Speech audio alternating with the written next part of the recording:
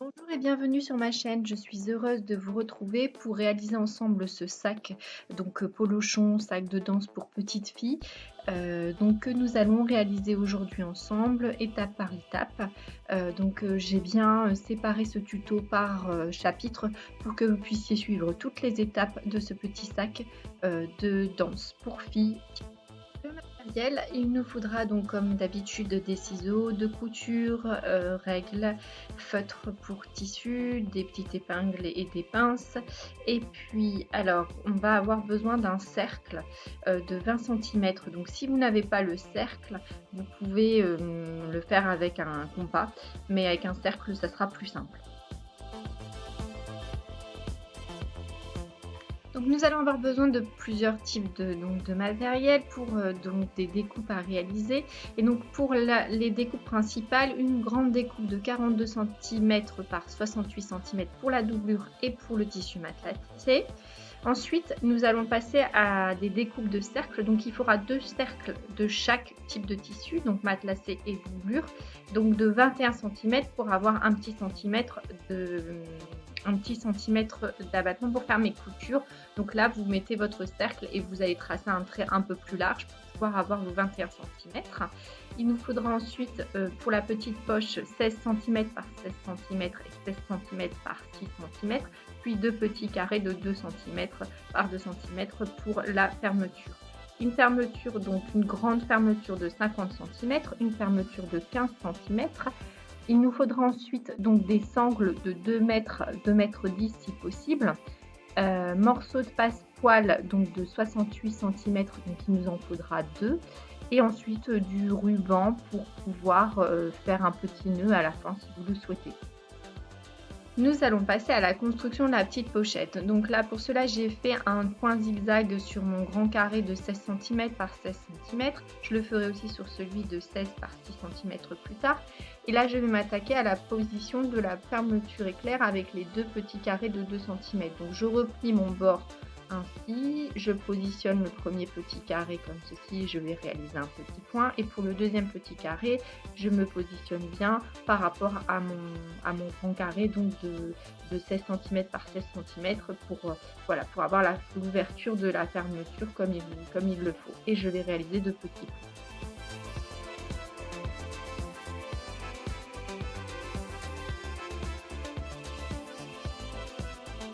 Et donc je viens ensuite couper les fils et donc je vais venir positionner maintenant ma grande partie de la pochette sur la fermeture. Donc endroit contre endroit, je vais réaliser mon premier point de couture endroit contre endroit.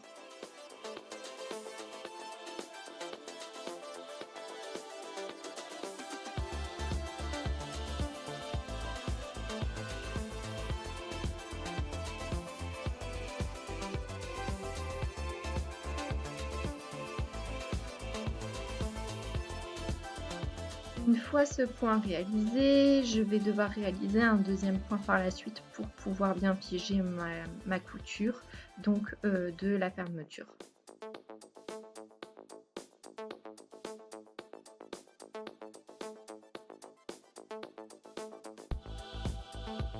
Donc une fois la couture zigzag réalisée, nous allons maintenant positionner la partie haute de la pochette, donc toujours endroit contre endroit pour ma fermeture, et je la positionne bien, je l'aligne bien de chaque côté.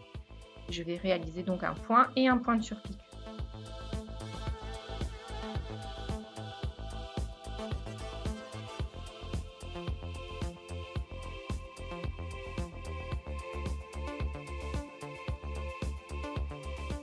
Terminé, donc je viens réaliser du coup mon point final pour bien ficher ma poche.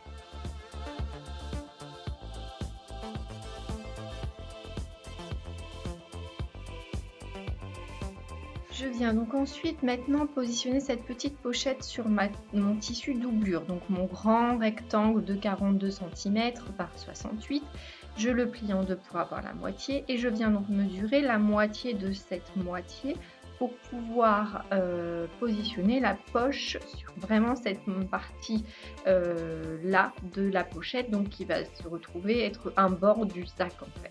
Donc là je viens le marquer et ensuite je vais plier la pochette en deux pour marquer le bord Également, mesurer la pochette une fois la couture réalisée par 2 et donc là, pareil, je viens la positionner donc ici sur le milieu et je vais donc du coup ici replier chaque petit bord, donc un petit bord par 1 cm et venir positionner mes petites épingles pour pouvoir du coup réaliser une couture sur tout le long de la poche. Donc vraiment on va entourer et fermer cette poche sur la doublure.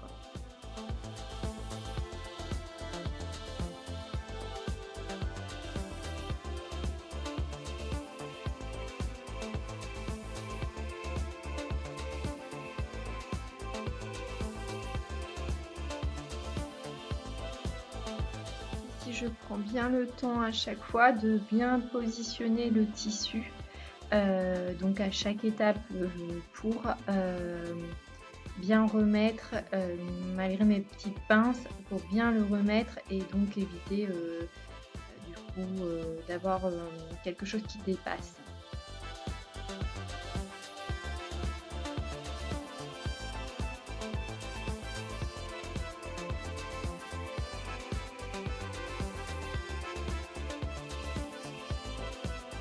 Terminé. Donc voilà, la pochette est donc bien positionnée sur la partie comme je le souhaitais et on va passer à la pose de la fermeture éclair du coup de notre sac.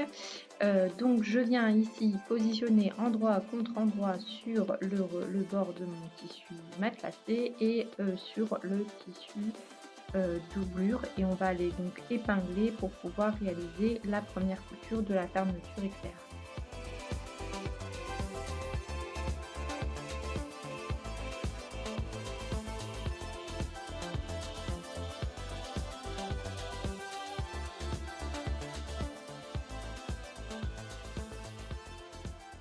Une fois ceci réalisé, je vais aller repositionner l'autre partie donc de mon tissu sur l'autre bord de la fermeture éclair. Donc là, on voit bien qu'on a ce qu'on souhaite. Donc on revient sur bord contre l'endroit de la fermeture éclair pour la partie matelassée et pour la partie doublure, on vient la positionner bord contre bord par rapport à notre tissu matelassé.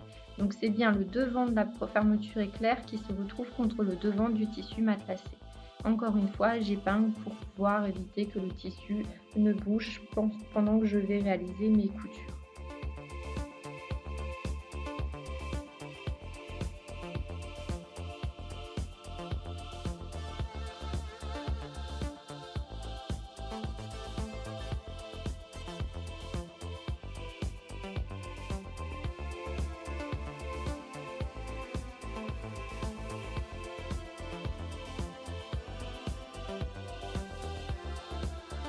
Une fois les coutures réalisées, je vais réaliser un point final pour bien positionner et bien figer ma fermeture sur les deux bords. Donc là, je réalise les petites, je vais mettre du coup les petites pinces pour positionner bien mon tissu et faire du coup le dernier point de couture pour bien figer les deux tissus.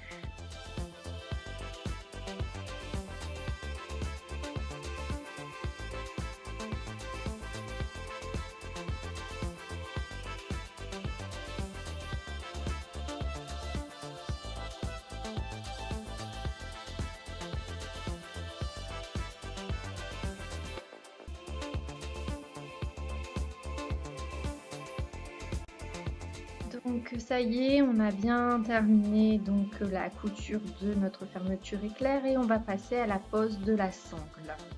Donc pour cela, on va mesurer chaque côté et on va positionner la sangle à 12 cm de chaque bord.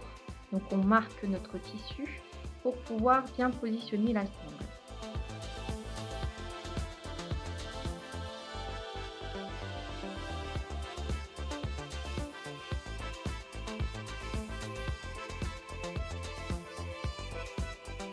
Je viens ensuite fermer la sangle pour ne faire qu'un grand cercle et donc je vais mettre 1 cm de chaque côté donc du bord de chaque bord de ma sangle.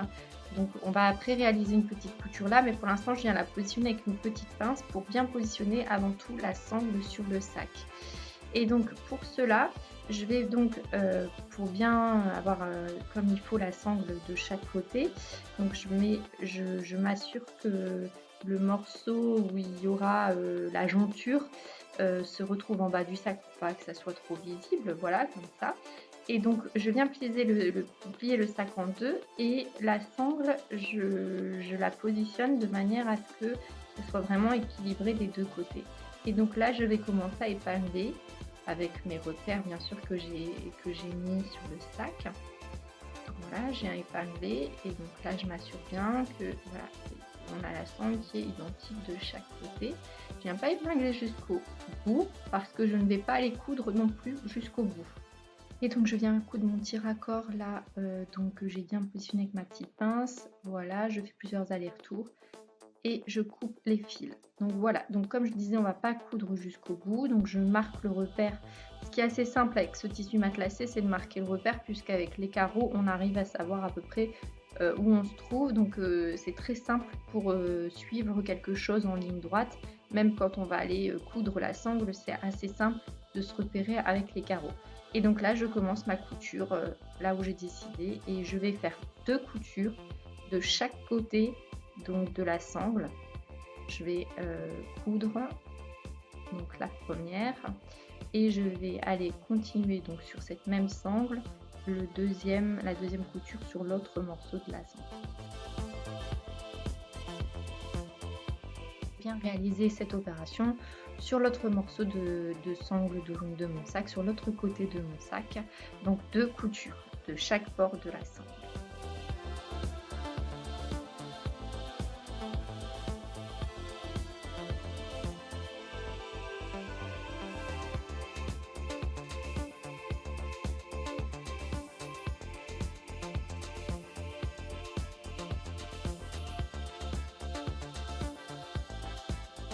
Donc voilà, la pose de la sangle est terminée. Donc comme on peut voir, voilà, on a bien positionné la sangle. Et donc maintenant, on va retourner le tissu et on va aller réaliser la fermeture du coup du sac côté extérieur. Donc la pose des 2 cercles.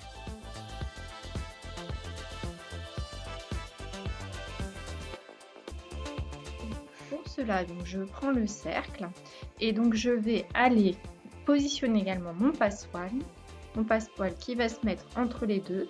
Donc là, c'est très délicat en termes de pose parce qu'il faut bien positionner déjà premièrement le cercle avec ce rectangle et ensuite le passepoil pour qu'on puisse bien réaliser la couture. Donc moi, heureusement, j'ai un passepoil qui est assez dur au niveau de la partie qui ressort, donc j'arriverai à bien sentir au niveau de ma couture et c'est là que je vais bien le positionner. C'est au moment aussi où je vais le coudre, mais il faut bien mettre les pinces et même mettre des épingles pour être sûr de votre couture où vous allez la réaliser.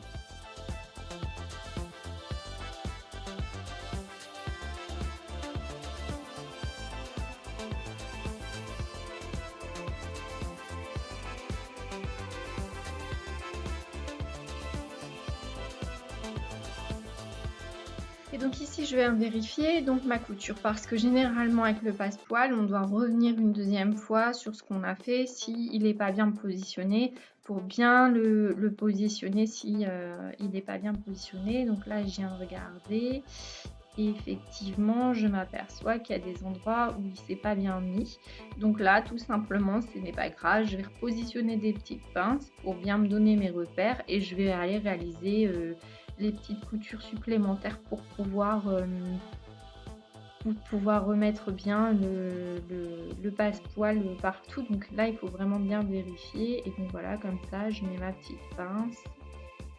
Je regarde à l'extérieur, voilà, et je positionne ma petite pince dans l'intérieur. Et donc je vais réaliser cette opération un peu partout pour bien positionner le passepoil et je vais aller réaliser du coup la couture là où j'ai positionné les petites pinces comme repère.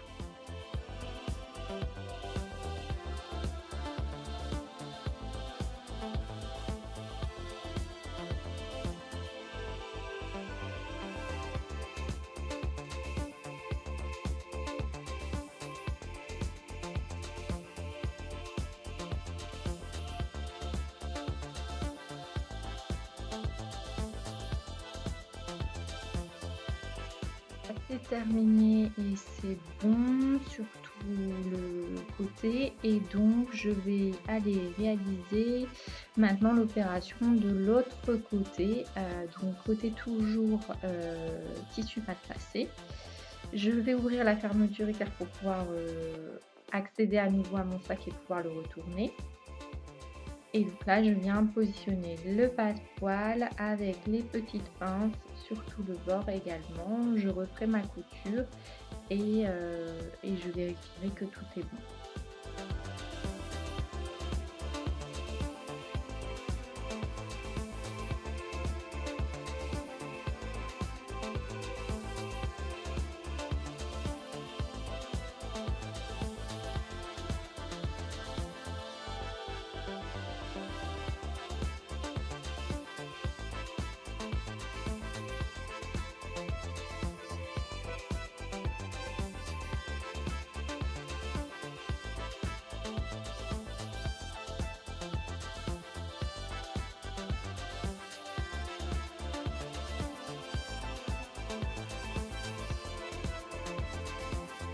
Donc je viens retourner le tissu. Donc par la fermeture, je vais pouvoir accéder voilà, au sac. Et parce que ma doublure n'est pas fermée. Et regarder du coup la couture donc, de mon passepoil, donc qui cette fois-ci est bonne. La fermeture de la doublure. Donc avec les deux cercles. Premier cercle, on le positionne complètement. Sans espace pour passer, et le deuxième cercle on laissera un espace pour pouvoir retourner le tissu et on fermera du coup la fermeture finale comme d'habitude pour pouvoir retourner le tissu. On va devoir laisser un espace sur la doublure. Pour la doublure, pas trop de difficultés étant donné qu'on n'a pas de passepoil, donc du coup on a juste à positionner le cercle par rapport au rectangle. Voilà, avec les petites pinces pour pouvoir ensuite réaliser la couture.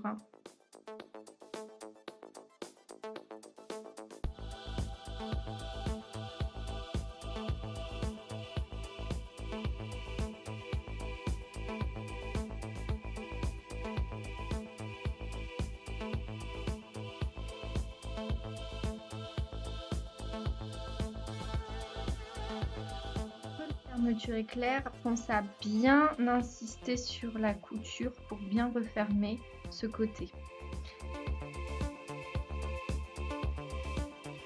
Maintenant, le deuxième cercle, donc voilà, j'ai laissé un espace suffisant pour pouvoir retourner le tissu et donc je vais commencer là et terminer plus tôt pour laisser vraiment cet espace et retourner.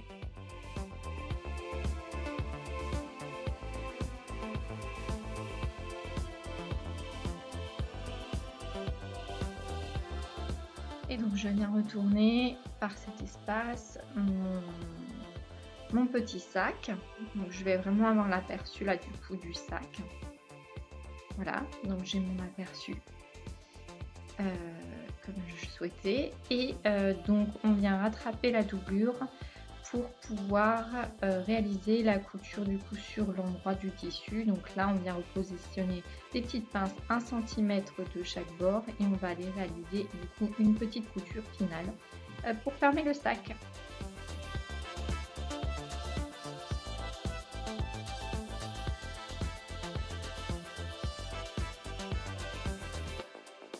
Et donc voilà, c'est terminé. Donc le sac il est bien terminé. On va pouvoir du coup passer donc à la dernière étape qui est la pose du petit nœud final pour le sac.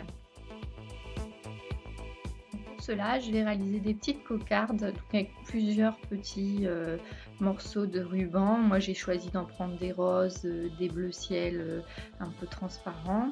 Et donc là je réalise mes deux petites cocardes les unes sur les autres pour pouvoir faire un beau nœud comme je le souhaite. Et donc ensuite pour positionner ce nœud, tout simplement, je ne vais pas faire de couture. J'ai acheté du ruban un peu dentelle. Avec un adhésif dessus, donc on trouve ça en loisir créatif. Et du coup pour éviter de faire une couture, je vais juste coller mon petit mon petit nœud. Comme ça, si j'ai envie d'en changer ou autre, je peux le changer. Après, rien n'empêche du coup là de réaliser sur la sangle un petit point de couture à la main pour bien figer le nœud. Mais là, c'est beaucoup plus rapide. Donc voilà, on positionne ce petit bout de ruban adhésif sur la sangle et c'est terminé. La vidéo est donc à présent terminée, le sac est terminé. J'espère que cette vidéo vous a plu. N'hésitez pas à mettre un like si c'est le cas, à vous abonner à ma chaîne pour me retrouver sur toutes mes vidéos tuto. Je me ferai également un plaisir de répondre à vos commentaires si vous en avez. Je vous dis à bientôt pour des nouvelles vidéos.